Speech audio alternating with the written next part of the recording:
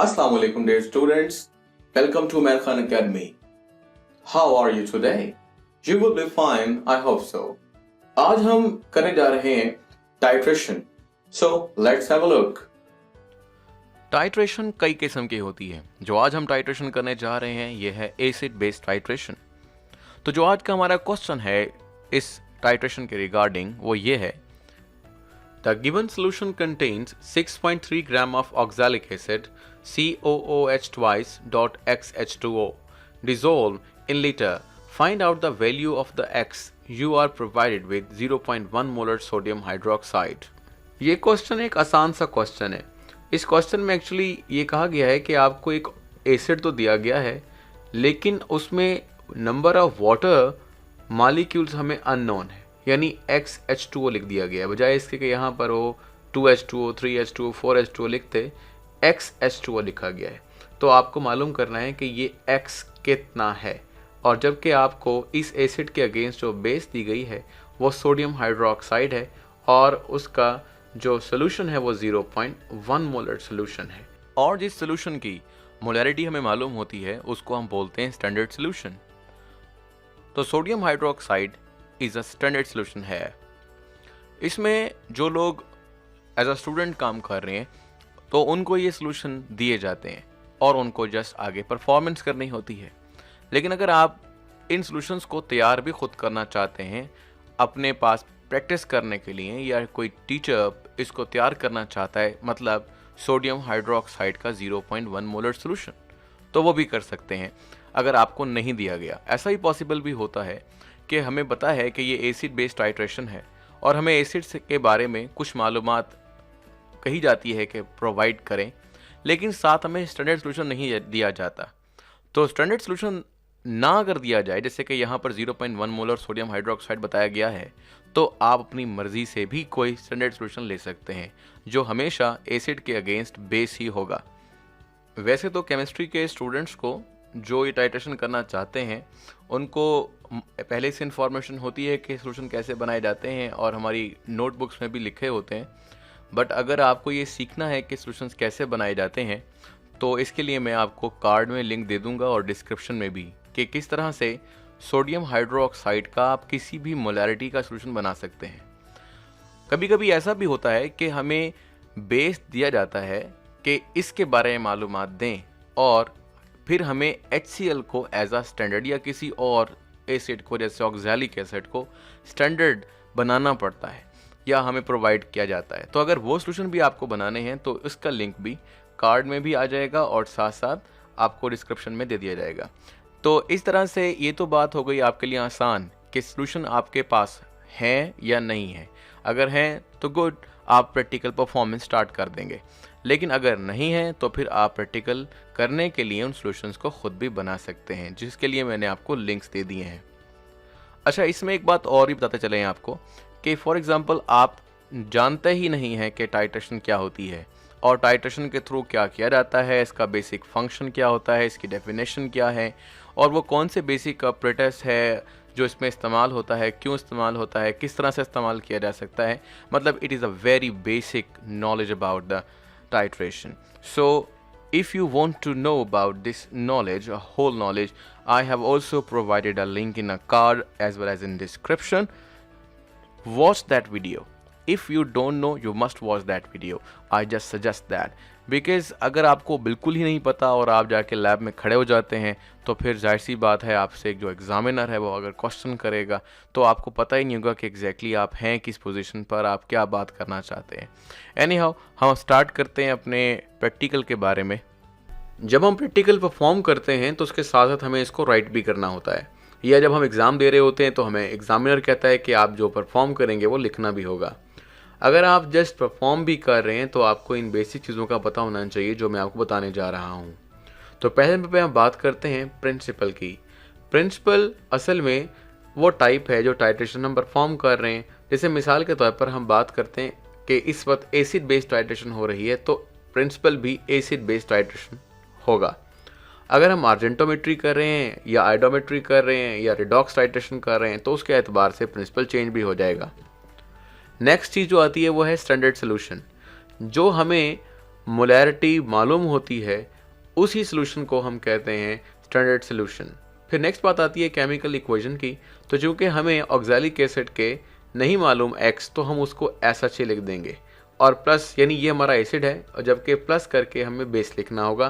तो acid and base react to form salt and water. जो salt हमारे पास है वह सोडियम ऑक्सलेट है, लेकिन जो वाटर है उसके एग्जैक्ट हमें नहीं पता कि कितने मोल्स हैं या कह लीजिए x हैं।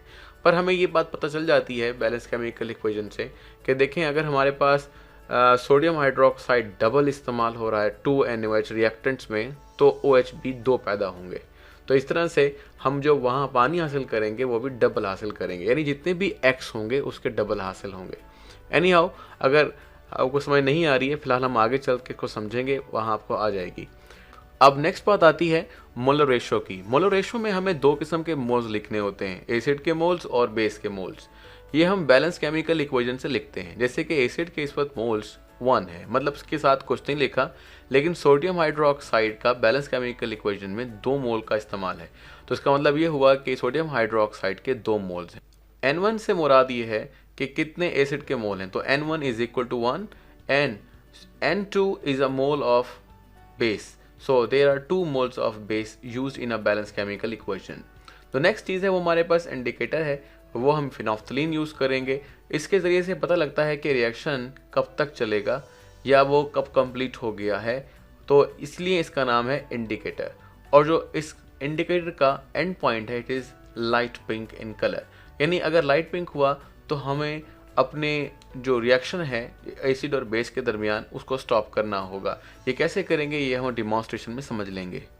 नेक्स्ट पॉइंट हमारा प्रोसीजर के बारे में है। प्रोसीजर हम आसानी से देख सकते हैं जब आप डिमॉन्स्ट्रेट करेंगे, लेकिन बहरहाल इसको मैं रीड कर देता हूँ ताकि ये पता लगे कि बिल्कुल शॉर्टली आप इस प्रोसीजर को अपने एग्जाम में कैसे लिख सकते हैं।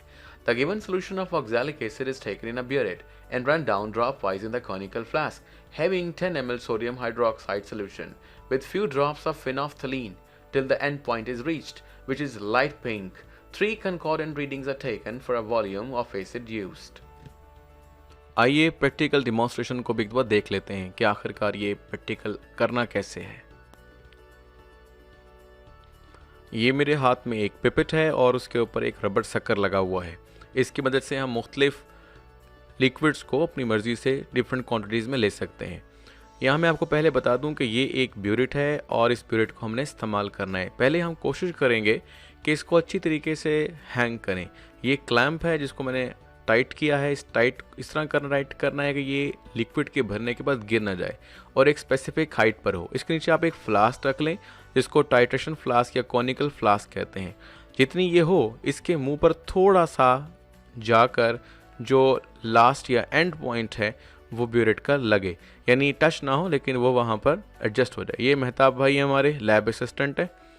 अब यहाँ पर हमने एक देखना है, एक दफ़ा खोल कर और बंद कर कर अपरेटस को चला कर कि ये काम कर रहा है, कोई चीज़ टच तो नहीं हो रही, गिर तो नहीं रही कोई चीज़ वगैरह। ये हमारे पास एक फनल है जो मेरे हाथ में, इसके ज़रिए से हम ब्यूरेट में सॉल्यूशंस को डालेंगे।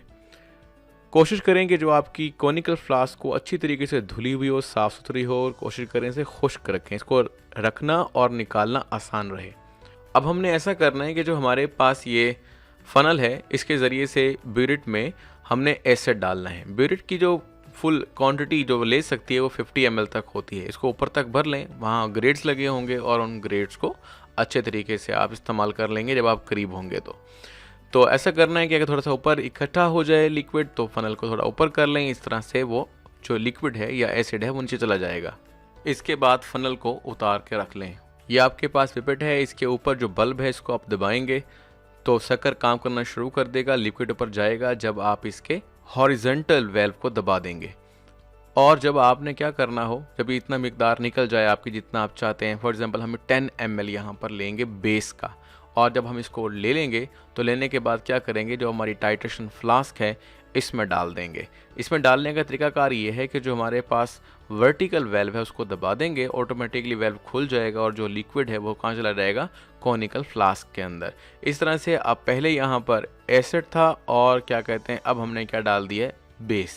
बेस जो हमने डालना है वो सिर्फ कॉनिकल फ्लास्क में डाला है जस्ट, और एसिड हमने ब्यूरिट में। अब 2 से 3 ड्रॉप फिनोफ्थलीन के डालें तो आपने देखा है कि कलर इसका चेंज हो गया। जैसे मैंने आपसे कहा था कि बेस के अंदर जो फिनोफ्थलीन का कलर है वो पिंक होता है, थोड़ा ये डार्क पिंक होता है, लेकिन जब हम ऊपर से एसिड नीचे की तरफ गिराएंगे इसके अंदर ड्रॉप वाइज तो कलर आहिस्ता आहिस्ता ज़ाइल होता रहेगा। चलो इसको देखते हैं। ये हमने क्या करना है कि जो हमारे पास ब्यूरिट का कॉक है इसको ओपन करेंगे। ड्रॉप वाइज आपने क्या करना है, गिराना शुरू करना है।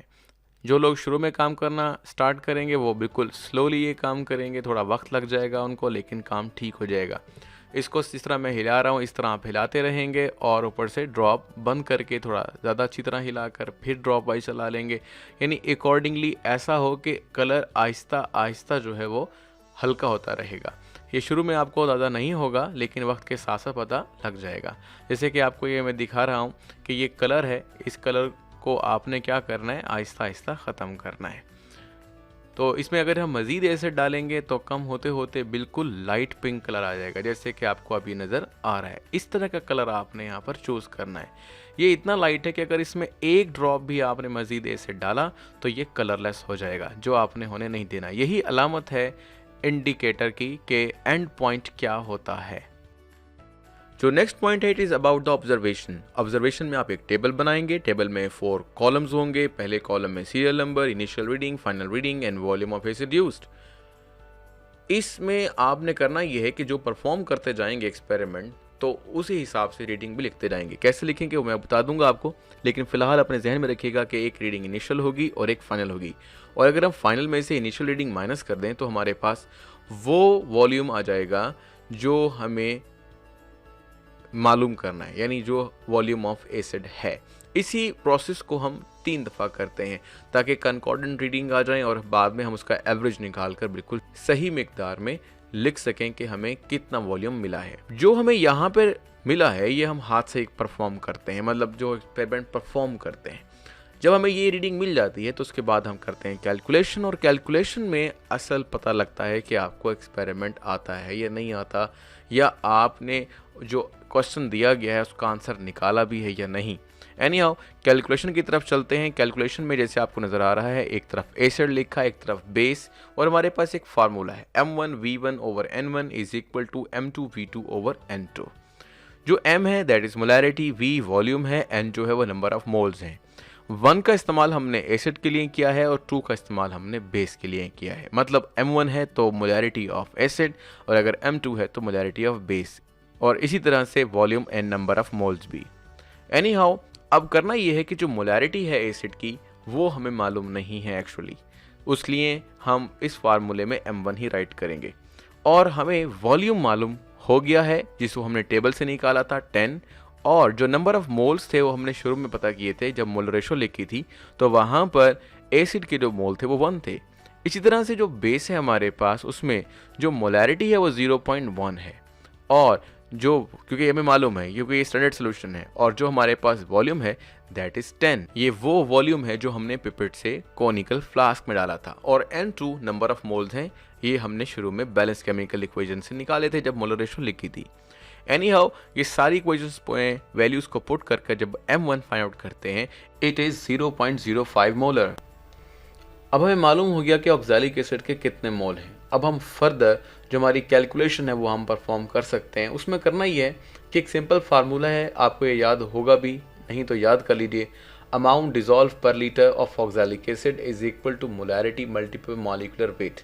यहाँ पर ऑक्सैलिक एसिड के अलावा कुछ भी हो सकता है जिसकी भी हमें अमाउंट पर लीटर लेनी हो। अमाउंट पर लीटर भी ली जा सकती है, यहाँ पर A/L भी लिखा जा सकता है, सिंपली मैस भी लिखा जा सकता है। लीटर इसलिए लिख रहे हैं कि हमें ये जो मिकदार दी गई थी शुरू में ये लीटर में दी गई थी, पर हमें अभी तक ये नहीं पता कि x कितने हैं।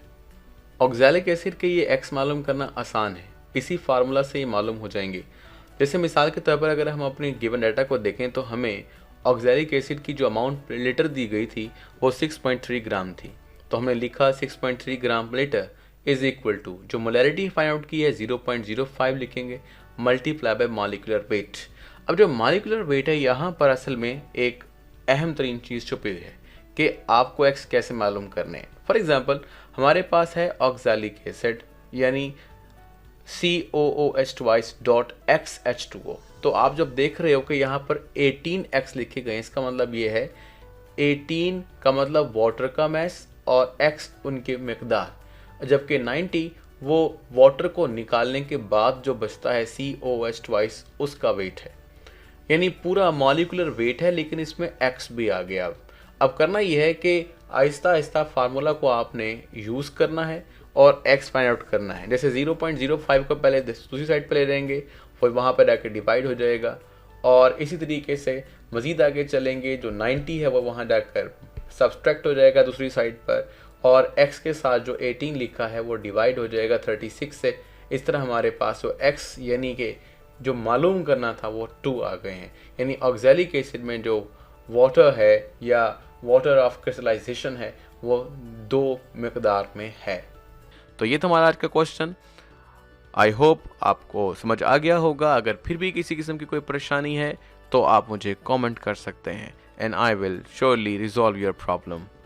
If you find this channel very helpful to you, then don't forget to subscribe and hit the bell icon to get every notification.